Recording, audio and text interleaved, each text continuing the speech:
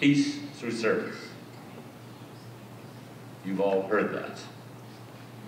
But it's quite obvious that these are not simply words, but rather a call to action.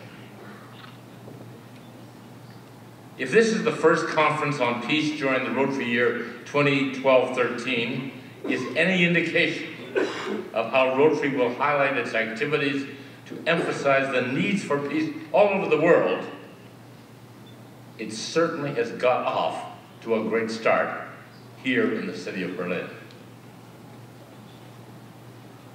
I think that the presentations that we have viewed, the speakers that we have listened to, the discussion groups that share their hopes and dreams, all prove that President Tanaka was right when he called for these meetings.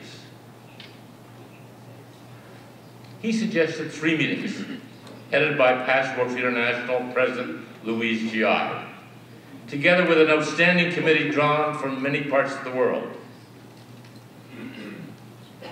But these meetings have generated enthusiasm in members all over the world. And as a result, we have seen that many additional meetings of this type are being held or will be held during the balance of the Rotary year. However, finding peaceful solutions is not easy. It's not easy for governments. It's not easy for religions. It's not easy for people of different ethnic backgrounds. However, we as Rotarians are working to overcome these barriers that create such impediments to peace. It is so important that we find a way to bring people together. We live on a planet with finite resources, and we must be prepared to share these resources.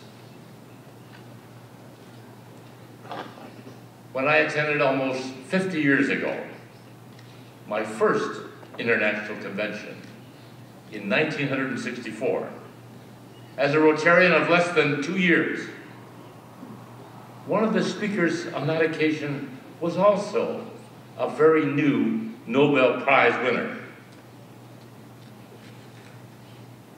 And he told us at the convention in the city of Toronto, Canada, that we couldn't have peace in the world until people knew and respected one another. Furthermore, he said that people can't know each other until they have met. That is what Rotary does best.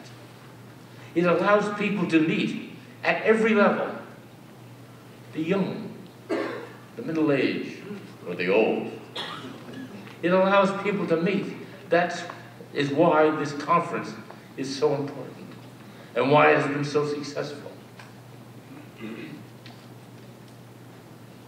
The world needs peace, and Rotary wants to work to achieve it.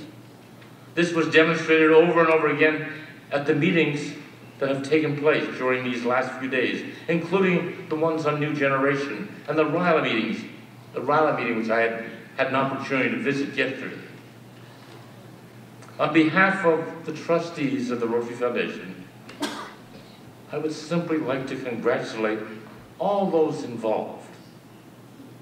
President Sakuchi, past President Louise, the whole committee.